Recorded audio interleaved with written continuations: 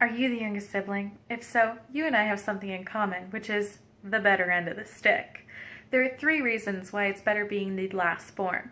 Firstly, we have it easier growing up and we get away with more. This was found when economists from Duke University looked at parental rules and birth order.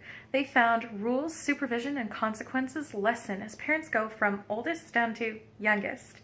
The other reason why younger siblings get away with more is because the helicopter parenting that the firstborn received no longer exists for the other children because of the lack of one-on-one time. Although we could get away with more, it also meant that we had more to figure out on our own. However, this in turn helps us later in life being better problem solvers. Secondly, younger siblings are statistically funnier than older siblings. What do Robin Williams, Jennifer Lawrence, and Tina Fey all have in common? They're hilarious, and they're all the youngest in their families. A YouGov survey found that younger siblings tend to consider themselves funny, while older siblings see themselves as serious. Lastly, younger siblings are more creative and persistent. It is thought that firstborns create a path, making it easier for younger siblings, but trying to measure up to them is impossible.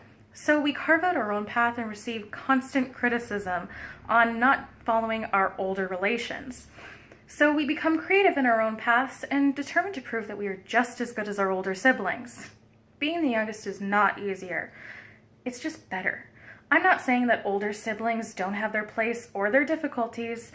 It's just, well, let's face facts. We're every family's amazing grand finale.